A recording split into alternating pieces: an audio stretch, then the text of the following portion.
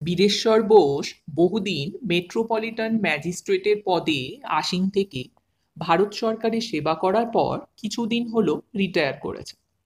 সরকারি কোয়ার্টার ছেড়ে দিয়ে নিজের দেশে এসে পৈতৃক পুরনো দোতলা বাড়িটা বিক্রি করে কলকাতার প্রান্তে এক নির্জন মফস্বল অঞ্চলে বিশাল এক বাগান ঘেরা বাড়ি কিনেছে। বাড়িটা ছিল পুরনো আমলের এক জমিদার বাড়ি।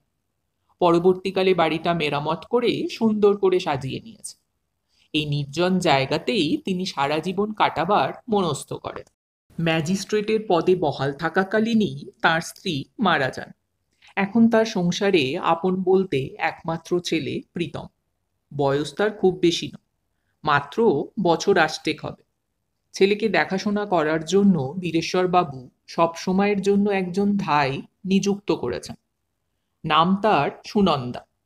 সে যেমন প্রীতমকে ছেলের মতো ভালোবাসে, তার ভালো মন্দ চিন্তা করে, তেমনি প্রীতমও সুনন্দাকে ভালোবাসে। তাকে ছাড়া এক মুহূর্তও থাকতে পারে না। সুনন্দা শুধু প্রীতমের দেখাশোনা এবং ভালো মন্দ চিন্তা করে না, বাড়িতে তার পড়াশোনার দায়িত্বটাও সে নিয়েছে। এছাড়া ম্যাজিস্ট্রেট সাহেবের বাড়িতে দুবেলা রান্না করা ও বাড়িটা দেখাশোনা করার জন্য দীননাথ নামে একজন লোক আছে। আর আছে একজন ঠিকেঝি। সে দুবেলা ঘরদোর মোছে আর এঁটো কাটা বাসনকোসন যা থাকে মেজে দিয়ে চলে যায়। ম্যাজিস্ট্রেট সাহেব বীরেশ্বর বোসের নির্জন অঞ্চলের এই বিশাল বাড়িটাও এত নির্জন যে অন্ধকার রাতে বাইরে থেকে এই বাগান বাড়িটার দিকে তাকালে কেমন যেন একটা রহস্যময় বীভৎস বলে মনে হয়। ভয় সারা শরীর শিউরে ওঠে। মনে হয় যেন প্রচণ্ড এক বিদ্যুৎ তরঙ্গ বয়ে চলেছে সারাটা দেহের মধ্যে। কোন কালে কোন জমিদার মশাই যে এমন নির্জন জায়গায় বাড়িটা তৈরি করেছিলেন তা কে জানে। বাড়িতে কোনো শব্দ হলে বাড়ির লোকেরা সচকিত হয়ে ওঠে কোনো এক অজানা আতঙ্কে। ভাবে এই বুঝি কোনো দুর্যোগ ঘনিয়ে আসবে বাড়িটার ওপর। অবশ্য হলেও একদিন তাই। বাড়ির অন্যান্য সকলে সেই দুর্ঘটনার প্রত্যক্ষ সাক্ষী হয়ে রইল। সেদিন ছিল শীতের রাত। তার উপর নিম্নচাপের আগমনের ফলে দুপুর থেকে শুরু হয়েছে প্রচণ্ড বৃষ্টিপাত, আর তার সঙ্গে পাল্লা দিয়ে হু হু শব্দে বয়ে চলেছে প্রচণ্ড বাতাস। ম্যাজিস্ট্রেট সাহেব প্রতিদিন সকালেই বাড়ি থেকে বেরিয়ে যান। কোথায় যে যান তা কেউ জানে না। গভীর রাত্রে যখন তিনি বাড়ি ফেরেন তখন তিনি আর স্বাভাবিক অবস্থায় থাকেন না। তার ঘরের টেবিলের ওপর তার জন্য রাতের খাবার ঢাকা দেওয়া থাকে। তা তিনি কখনো কখনো খান, আবার কখনো কখনো যেমনকার খাবার তেমনই পড়ে থাকে। অন্যান্য দিনের মতো সেদিনও ম্যাজিস্ট্রেট সাহেব সকালবেলা বাড়ি থেকে বেরিয়ে গেছে। সন্ধ্যা গড়িয়ে রাতের অন্ধকার সারা পৃথিবীকে গ্রাস করে ফেলেছে। সেই অন্ধকারে বাড়ির চারিদিকের প্রকৃতি খেয়াল খুশি মতো তাণ্ডব লীলার দাপট ছাড়া আর কিছুই শোনার উপায় নেই। রাত বেড়ে চলল, প্রায় 9টা হবে। এমন সময় ঝনঝন শব্দে বিকট আওয়াজ তুলে বাড়ির কলিং বেলটা বেজে উঠল। আওয়াজটা এমন বীভৎস যে মনে হলো প্রস্তর মূর্তির মতো দাঁড়িয়ে থাকা বাড়িটার বোধহয় হৃদকম্প শুরু হয়ে গেল। দোতলার ঘরে বাচ্চা ছেলে প্রীতম হয়তো এমন বীভৎস শব্দে ভয় পেতে পারে, এই ভেবে দীননাথ ছুটে গিয়ে সদর দরজাটা খুলে দিল। দরজাটা খুলে দীননাথ চোখের সামনে যা দেখতে পেল তাতে তার সারা শরীরের রক্ত যেন হিম হয়ে উঠল। সে দেখল বাইরের অন্ধকারের সঙ্গে মিশে একজন মিশমিশে কালো রোগা এবং অস্বাভাবিক লম্বাটে ধরনের লোক তার সামনে দাঁড়িয়ে বর্ষার ফলার মতো সাদা ধপধপে দাঁত বার করে হাসছে। আর পরনে পা পর্যন্ত কালো রঙের ওভারকোট, আর মাথায় একটা কালো রঙের টুপি। সে এও দেখল এই প্রচণ্ড বৃষ্টিতে তার পরনের পোশাকে এক ফোঁটা জলের চিহ্ন মাত্র নেই। দীননাথকে দেখে আগন্তুক লোকটার দুচোখে যেন মুহূর্তের জন্য এক ঝলক বিদ্যুৎ খেলে গেল। তারপর বললে, মিস্টার বিশ্বরবাবু বাড়িতে আছেন? কণ্ঠস্বর যেন বজ্রের গুরুগম্ভীর নাদের মতো শোনালো দীননাথের কানে। কোনো রকমে সে উত্তর দিল, আজ্ঞে না, এই সময় তিনি বাড়িতে থাকেন না। আমি দুঃখিত তার সঙ্গে দেখা না হওয়ার জন্য। আমি মিস্টার বুশ সাহেবের জন্য একটা উপহার এনেছিলাম, এটা তাকে দিয়ে দেবেন। এই বলে আগন্তুকটা তার হাতে ধরা সুদৃশ্য রঙিন কাগজে মোড়া একটা প্যাকেট দীননাথের হাতে দিল। মন্ত্রমুগ্ধের মতো হাত বাড়িয়ে দীননাথও সেটা নিয়ে নিল। দীননাথ লক্ষ্য করল প্যাকেটটা দেওয়ার সময় লোকটার চোখ দুটো আরো একবার বিদ্যুতের ঝিলিকের মতো জ্বলে উঠল। তারপর সদর দরজার বাইরে পা দিয়ে নিশ্ছিদ্র অন্ধকারের মধ্যে কোথায় যেন মিলিয়ে গেল। সে ভীষণ ভয় পেয়েছিল। লোকটা চলে যাওয়ার পর এতক্ষণে তার ঘাম দিয়ে জ্বর ছাড়ল। সদর দরজা বন্ধ করে তাড়াতাড়ি সে প্যাকেটটা হাতে নিয়ে ছুটে গেল সুনন্দার কাছে। তাকে সে সব কথা খুলে বলল। সব শুনে আগন্তুককে সাক্ষাৎ নিয়তি ছাড়া আর কিছুই মনে হলো না সুনন্দার। দীননাথের হাত থেকে প্যাকেটটা নিয়ে সেদিনকার মতো সেটা লুকিয়ে রাখলো সুনন্দা। পরদিন যা হোক একটা ব্যবস্থা করা যাবে এই ভেবে। গভীর রাতে ম্যাজিস্ট্রেট সাহেব মিস্টার বোস বাড়ি ফিরল। টেবিলের ওপর তার ঢাকা দেওয়া খাবারগুলো তেমনই পড়ে রইল। তিনি পোশাক পরিচ্ছদ পাল্টে বিছানায় শুয়ে পড়লেন। পরদিন সকালে হাত মুখ ধুয়ে স্নান সেরে সামান্য কিছু জলযোগ সেরে যথারীতি তিনি বাড়ি থেকে বেরিয়ে গেলেন। মিস্টার বোস সেদিন বেরিয়ে যাওয়ার পর দীননাথকে ডেকে সুনন্দা একটা ঘরে নিয়ে গিয়ে চারদিকের জানলা দরজা বন্ধ করে দিল। তারপর গত রাতের আগন্তুকের উপহার দেওয়া সেই সুদৃশ্য রঙিন কাগজে মোড়া লুকোনো প্যাকেটটা বার করে খুলে দেখে একটা পুতুল ছাড়া তার মধ্যে আর কিছুই নেই। পুতুলটার দিকে তাকিয়ে তারা অবাক হয়ে গেল। দেখলো তার দুটো চোখই নেই, তার জায়গায় একটা গভীর গর্ত। মাথার এক অংশের চুলগুলো ছেঁড়া। একে অপরের মুখের দিকে তারা চাওয়াচাই করল। এমন একটা পুরনো জিনিস যে কেউ কাউকে উপহার দেয় তা তাদের জানা নেই। তাই তারা পুতুলটাকে তেমন গুরুত্ব না দিয়ে মিস্টার বোসের শোবার ঘরের টেবিলের ড্রয়ারের মধ্যে ঢুকিয়ে রাখল। কয়েকদিন পর তারা যখন একরকম পুতুলটার কথা ভুলতে বসেছিল, তখন একদিন সকালে মিস্টার বোস সুনন্দা আর দীননাথকে ডেকে পাঠালেন। তারা যখন মিস্টার বোসের ঘরে ঢুকলো তখন দেখলো মিস্টার বোস সেই পুতুলটা হাতে নিয়ে উত্তেজিতভাবে ঘরময় পায়চারি করছে। তার চোখ দুটো বিস্ফারিত, মুখখানাও কেমন যেন বিবর্ণ আকার ধারণ করেছে। তারা ঘরে ঢুকতেই মিস্টার বোস চিৎকার করে বললেন, এই পুতুলটা কে আমার ড্রয়ারে ঢুকিয়ে রেখেছে? মিস্টার বোসের এমন উত্তেজিত কণ্ঠস্বর শুনে কেউ কোনো উত্তর না দিয়ে চুপ করে দাঁড়িয়ে রইল। তাদের এই নীরবতা দেখে মিস্টার বোস আবার ধমক দিয়ে উঠলেন, আমি জিজ্ঞাসা করছি, কে এই পুতুলটা আমার ড্রয়ারে রেখেছে? উত্তর দাও।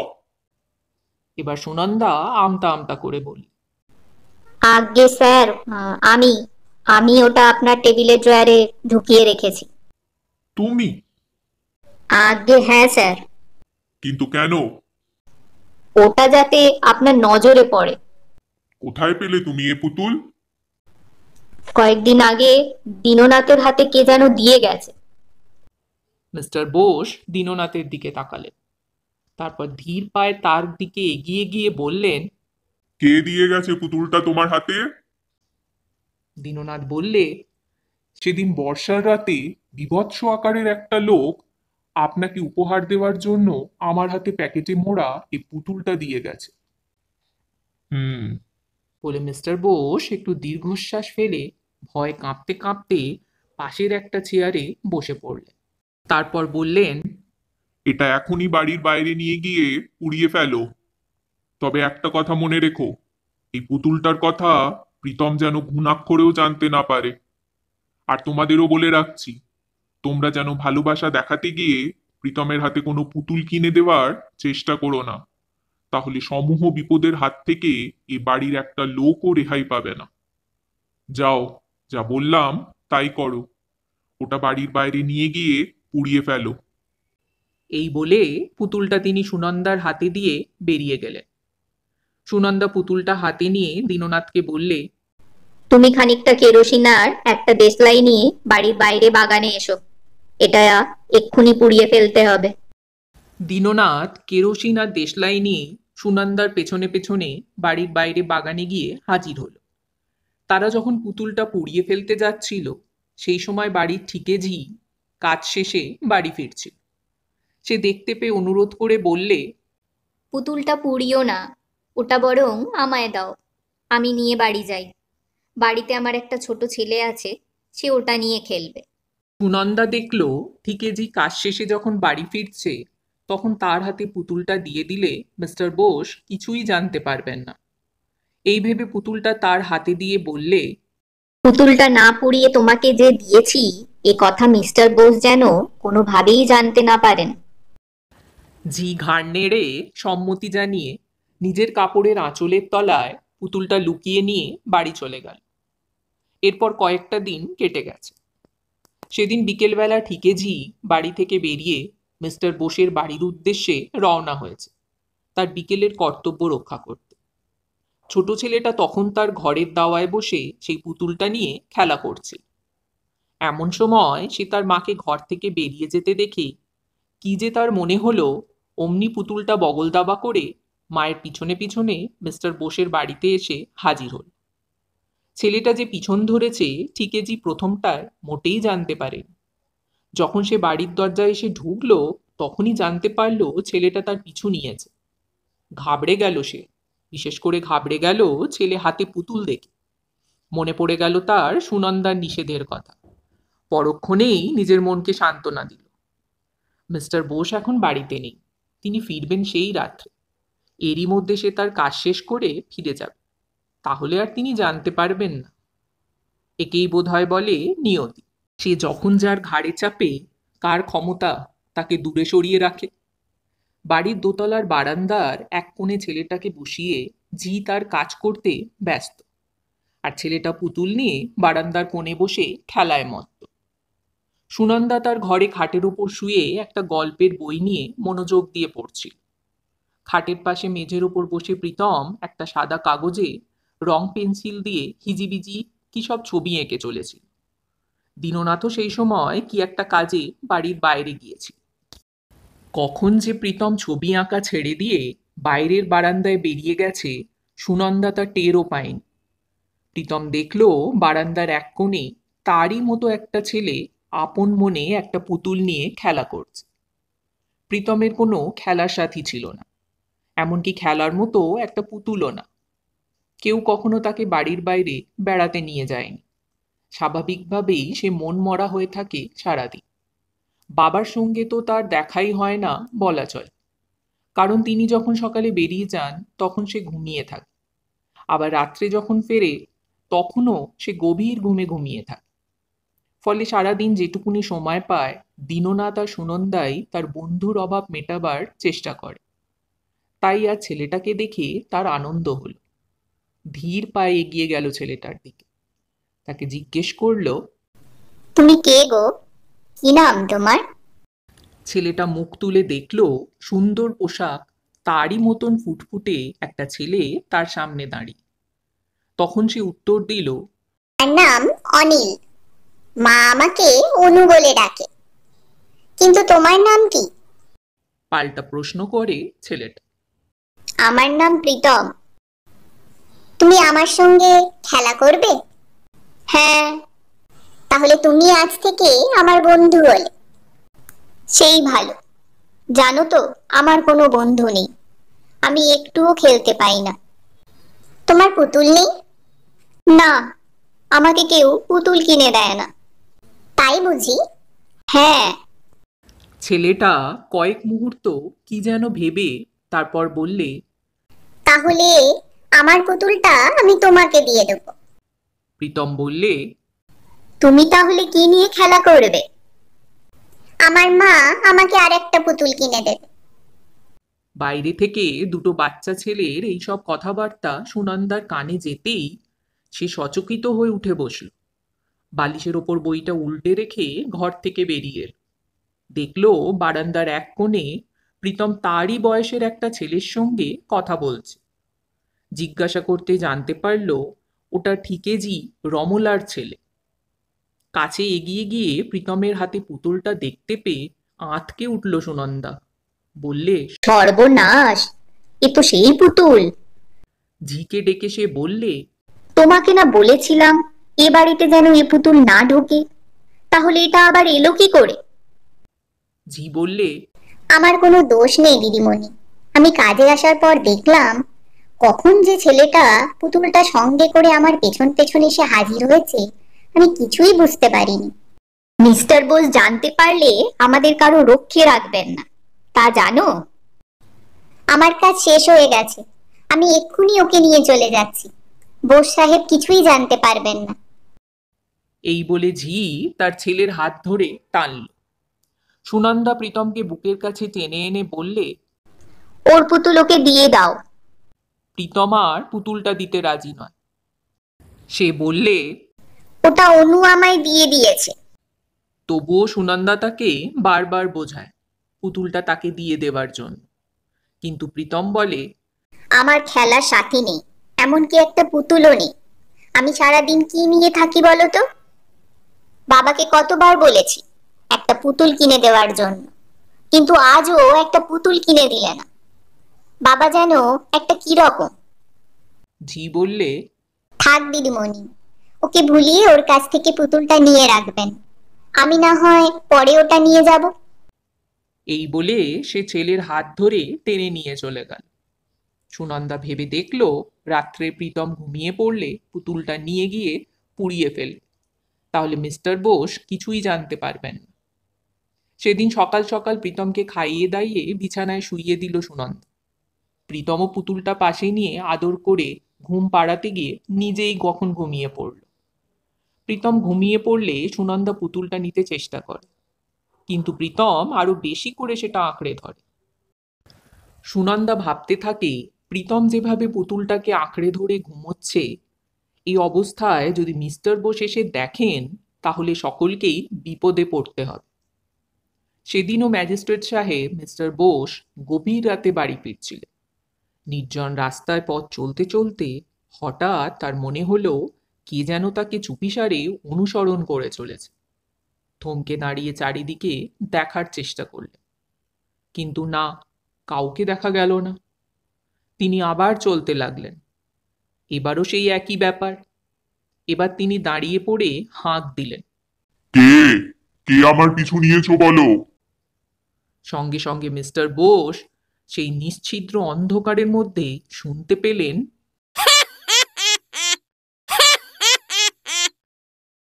সেই বিকট হাসির শব্দে গোটা অঞ্চলটার নির্জনতা খান খান হয়ে ভেঙে পড়ল যেন। ভয় মিস্টার বোসের সারা শরীর এই প্রচণ্ড শীতেও ঘেমে উঠল।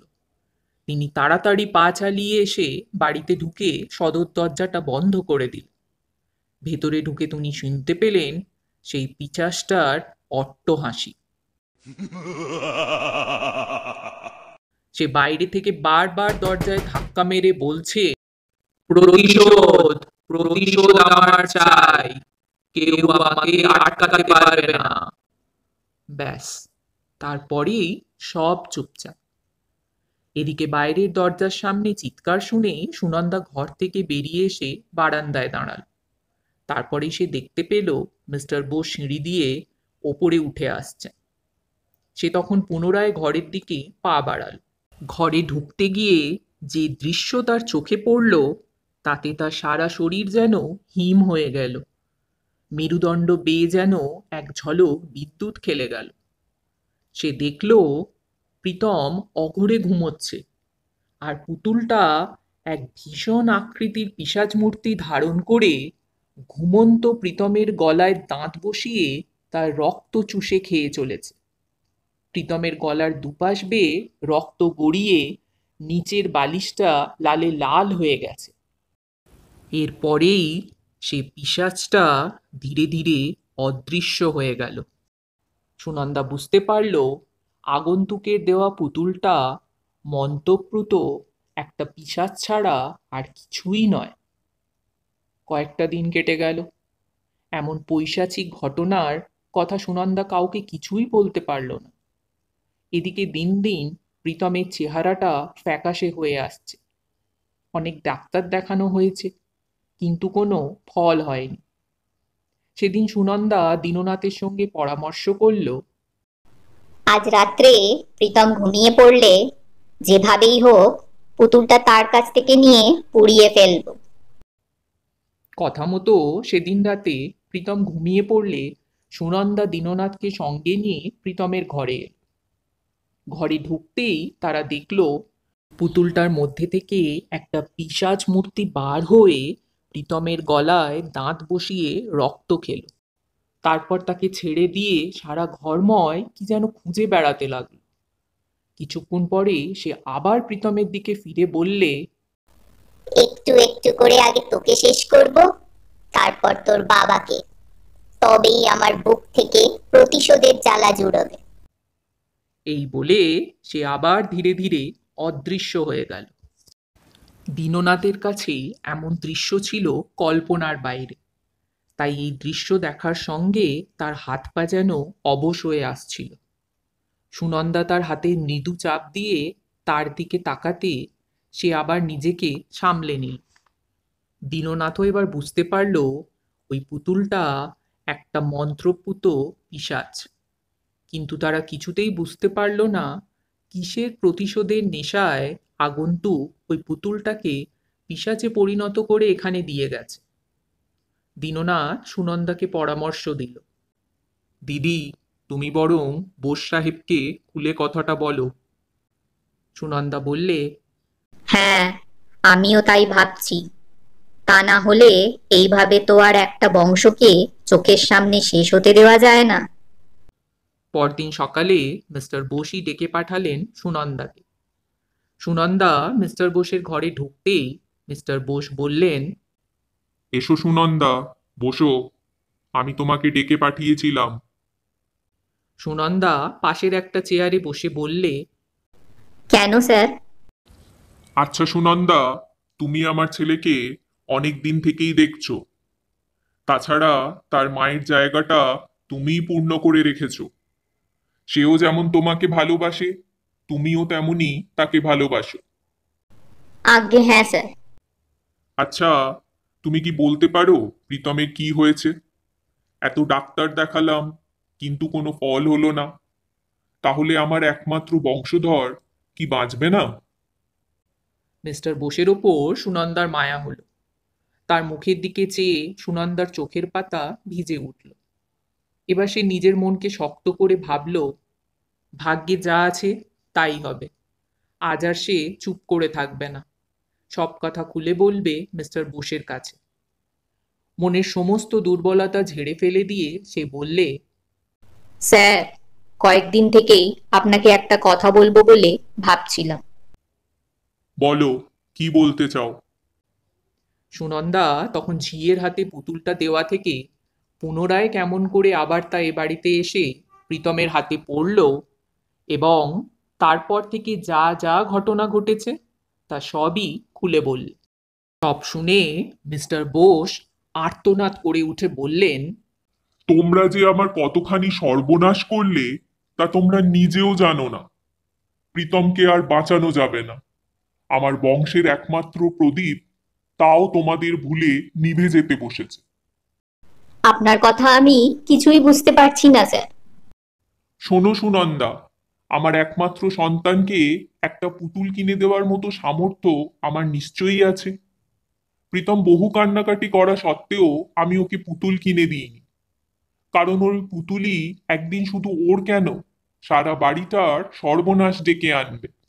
কিন্তু আজ তোমরা আমার কথা অমান্য করে মা মরা অসহায় ছেলেটার বেঁচে থাকার সমস্ত পথ বন্ধ করে দিয়েছ। আসলে ব্যাপারটা আমি বুঝতে পারিনি স্যার। সামান্য একটা পুতুল যে এতটা ভয়ঙ্কর হতে পারে তা আমাদের কল্পনার বাইরে। কিন্তু একটা প্রশ্ন স্যার, আপনার প্রতি ওই আগন্তুক লোকটার এমন সাংঘাতিক বিদ্বেষ কেন? তা তো বুঝলাম না। এবার মিস্টার বোস বলতে শুরু করলেন, হ্যাঁ, সে কথাই আজ তোমাকে আমি বলবো। তাহলে শোনো। লোকটির নাম রতন বিশ্বাস। একটা মার্চেন্ট অফিসে কেরানির কাজ করতো সে। যা মাইনে পেত কোনো রকমে তার চলে যেত। একটু সুখ স্বাচ্ছন্দ্যের আশায় সে তার রোজগার বাড়াবার জন্য আপ্রাণ চেষ্টা করতে থাকে। এর ফলে ভুলবশত সে জড়িয়ে পড়ে এক অপরাধীদের দলের সঙ্গে। এরপর পাকা বুদ্ধি আর পাকা হাত না হলে যা হয় তাই ঘটলো ওর জীবনে। ধরা পড়ে গেল একদিন পুলিশের হাতে। মামলা শুরু হলো। বিচার চলতে লাগলো আমারই আদালতে। ব্যাপারটা আর চাপা থাকেনি। কাগজে খবরটা প্রকাশ হতেই চাকরিটাও তার চলে গেল। বিচার চলাকালীন একদিন সে হাত জোড় করে কাঁদতে কাঁদতে তার ভুলের কথা স্বীকার করল। কিন্তু বিচারকের আসনে বসে তখন আমার কোনো উপায় ছিল না। প্রমাণাদি সংগ্রহের জন্য বাধ্য হয়ে তার বাড়ি তল্লাশির হুকুম দিলাম। সেই সুযোগ নিয়ে পুলিশ তার একমাত্র পুত্র ও পরিবারের ওপর অকথ্য নির্যাতন শুরু করে। ফলে একদিন ওই শিশুপুত্রটি মারা যায়। এর দিন কয়েক পর পুত্র শোক আর নির্যাতনের জ্বালা সহ্য করতে না পেরে তার স্ত্রীও মারা যায়। খবরটা তার কানে যেতে সেদিন সে পুত্রের নামে শপথ করে যে এর প্রতিশোধ যেমন করেই হোক সে নেবে। ইতিমধ্যে লোকটার 2 বছরের জেল হয়ে যায়। জেল থেকে ছাড়া পাবার পর প্রতিশোধের নেশা সে ভুলতে পারে না। একদিন তন্ত্র সাধনায় সফল হয়ে সে তার মৃত পুত্রের খেলার পুতুলটাকে মন্ত্রপুত করে পিশাচে পরিণত করে আমার বাড়িতে দিয়ে গেছে। আমি ওর গতিবিধি ভালোভাবেই জানতাম, তাই কোনো পুতুলকে আমি আমল দিতে চাইনি। সেদিন যদি আমি ওর বাড়ি তল্লাশির হুকুম না দিতাম, তাহলে পুলিশের অত্যাচারে ওইভাবে ওর স্ত্রী পুত্র মারা যেত না, আর আমার জীবনেও ঘনিয়ে আসতো না এমন দুর্যোগের কালো মেঘ। কিন্তু আমার কোনো উপায় ছিল না। আইনের হাতে আমি বাঁধা, তাই আইনের পথেই আমাকে চলতে হবে। যাই হোক, আজ রাতে যেমন করেই হোক পিশাচটাকে শেষ করতেই হবে। এই পর্যন্ত বলে মিস্টার বোস থামলেন, আর সুনন্দা ফিরে এলো তার ঘরে। সেদিনই রাত্রিবেলা প্রীতম পুতুলটাকে আঁকড়ে ধরে গভীর ঘুমে আচ্ছন্ন হয়ে আছে, আর সুনন্দা পাশের একটা চেয়ারে বসে মিস্টার বোসের কথাগুলো গভীরভাবে চিন্তা করছিল। এই সময় হঠাৎ একটা কালো ছায়া ঘরের মেঝের ওপর পড়েই অদৃশ্য হয়ে গেল। সঙ্গে সঙ্গে সুনন্দা ছুটে গেল মিস্টার বোসের ঘরে। মিস্টার বোস সেদিন তার ঘরেই অপেক্ষা করছিলেন এই সময়টার জন্য। সুনন্দার মুখে সব শুনে তিনি ড্রয়ার থেকে তার সেফটি রিভলভারটা বার করে নিয়ে ছুটে এলেন। দেখলেন পিশাচটা প্রীতমের দিকে তাকিয়ে বলছে, প্রীতম, আজ তোমার শেষ দিন।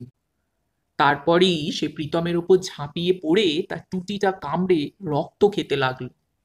মুহূর্তের মধ্যে মিস্টার বোসের রিভলভার থেকে দুটো গুলি ছুটে গেল পিশাচটাকে লক্ষ্য করে। গুলি সেই পিশাচটার দেহ ভেদ করে পাশের জানলার সার্সিতে গিয়ে লাগলো। ভেঙে টুকরো টুকরো হয়ে ছড়িয়ে পড়ল কাঁচগুলো।